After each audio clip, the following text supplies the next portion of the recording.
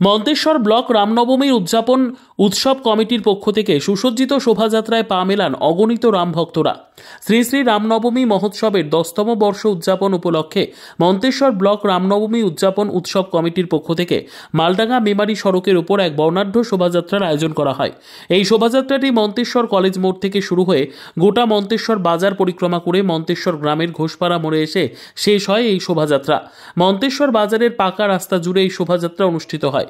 অংশ নেন জেলার বিজেপি নেতা বিশ্বজিৎ পোদ্দার, মন্তেশ্বর বিধানসভার বিজেপির বিভিন্ন মণ্ডল কমিটির সভাপতি ও কার্যকর্তারা ও শত শত রামভক্ত।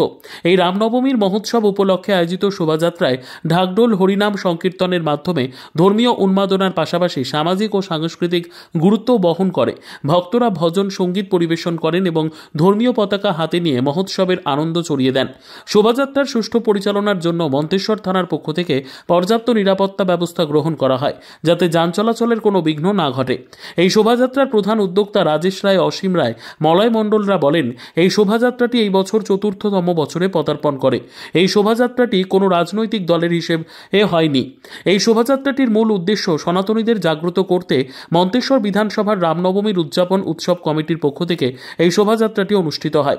তাই আজকে যারা শোভাযাত্রায় অংশগ্রহণ করেছে তারা প্রত্যেকেই সনাতনী ও রামনবমীর উদযাপন উৎসব কমিটির সদস্য এবং শ্রী শ্রী রামচন্দ্রের শত শত ভক্তগণ। আমরা প্রত্যেক বছরের মতন এই বছরেও জাঁকজমকের সঙ্গে পালন করছি বলে জানান শোভাযাত্রার উদ্যোক্তারা। রামনবমীর উদযাপন উৎসব কমিটির সভাপতি রাজেশ রায় ও বিশ্বজিৎ পোদ্দার বলেন, আজকের এই শোভাযাত্রার একমাত্র উদ্দেশ্য হল সনাতনীদের জাগ্রত করে আমাদের দেশকে শক্তিশালী করা, দেশকে উন্নতির শিখরে পৌঁছানো এবং শ্রেষ্ঠ আসনে প্রতিষ্ঠিত করা। রামনবমী উদযাপন উৎসব কমিটির সভাপতি রাজেশ রায় ও বিশ্বজিৎ পোদ্দার এবং শোভাযাত্রায় অংশগ্রহণকারী এক মহিলা আমাদের কি জানালেন দেখুন। কোথায় কোন পক্ষ থেকে কি প্রোগ্রাম হচ্ছে? আজকে মন্তেশ্বর বিধানসভার মন্তেশ্বর ব্লকে প্রতি বছরের ন্যায় এবছর আমাদের যে রামনবমী যে পুজো, এই রামের যে আরাধনা, রামের যে পুজো, সেই উপলক্ষে আজকে আমাদের মন্তেশ্বর কলেজের আগে যে অনুকূল ঠাকুরের আশ্রম আছে, ওই অনুকূল ঠাকুরের আশ্রম থেকে একদম ঘোষপাড়া গ্রাম পর্যন্ত আমাদের এই বর্ণাঢ্য শোভাযাত্রা চলছে। আর আপনারা এই শোভাযাত্রায় কয়েক কিলোমিটার, এবং সবথেকে বেশি করে বলবো, এখানে আমাদের মাতৃশক্তিদের যে উন্মাদনা তাদের চোখে পড়ার মতন আছে। এই শোভাযাত্রা কিভাবে হচ্ছে? এই শোভাযাত্রা বিভিন্ন গ্রাম থেকে, এই মন্তেশ্বর ব্লকের যে বিভিন্ন গ্রাম আছে, সেই গ্রাম থেকে বিভিন্ন জনা আমাদের রামের পুজো করেছেন। সেই রামনবমী পুজো করে সেই আমাদের দেবতাকে রাম তাকে নিয়ে এসেছে সাজিয়ে, তার সঙ্গে গ্রামের যারা আমাদের সবাই এসে কিভাবে হচ্ছে আর কিভাবে হচ্ছে? এখানে হরিনাম সংকীর্তন, বিভিন্ন বাজনা সহকারে ঢাকি নিয়ে সহকারে তারা এখানে বর্ণাঢ্য শোভাযাত্রা। এই শোভাযাত্রা মানে মানুষের কিরকম উন্মাদনা আছে? মানুষের উন্মাদনা আপনারা আমার থেকে ভালো দেখতে পাচ্ছেন, যে চোখে পড়ার মতন আছে। এখানে হাজার হাজার আজকে এখানে রাম ভক্ত এখানে নেমেছে। আচ্ছা, এই শোভাযাত্রার মাধ্যমে কি জানাতে চাইছেন আপনি? দেখুন, আমাদের যে সনাতন ধর্ম, এই সনাতন ধর্মকে আজকে অস্তিত্ব লুপ্ত করতে চাইছে। এই সনাতন ধর্মকে আমরা জাগ্রত করতে চাইছি, সনাতন ধর্মকে একত্র করতে চাইছি। আমরা হিন্দু যে ভাই ভাই, তার একটা এখানে আমরা মানুষকে বলে দিয়েছি, সমস্ত হিন্দু সমস্ত সনাতনী থেকে এক জায়গায় থাকতে হবে। এই শোভাযাত্রা কোন পক্ষ থেকে হচ্ছে? এই শোভাযাত্রা আমাদের রাম জন্মভূমি যে রাম লালার উৎসব, তার কমিটি থেকে হচ্ছে। এই শোভাযাত্রা কত বছর হচ্ছে এখানে? এই শোভাযাত্রা আজকে দীর্ঘ এখানে আমাদের মোটামুটি 10 বছর ধরে চলছে। এই শোভাযাত্রা কে কে উপস্থিত আছেন? এই শোভাযাত্রা এখানে বিভিন্ন আমাদের এই রাম উদযাপন কমিটির বিভিন্ন কার্যকর্তা, এখানে কেউ নয়, সবাই মিলে করছে। এটা কি কোনো রাজনৈতিক দলের হিসাবে হচ্ছে? না না না, এটা সনাতনীদের নবমী উপলক্ষে রামনবমীর যে শোভাযাত্রা বেরিয়েছে সেই উপলক্ষে মন্তেশ্বরে এসেছি। শোভাযাত্রাটা কোথা থেকে শুরু হলো, কোথায় শেষ হলো? কলেজ মোড় থেকে একদম কামারহাট পর্যন্ত। এই শোভাযাত্রা কিভাবে হলো? হচ্ছে শোভাযাত্রা এসে আমি খুব আনন্দ উপভোগ করেছি।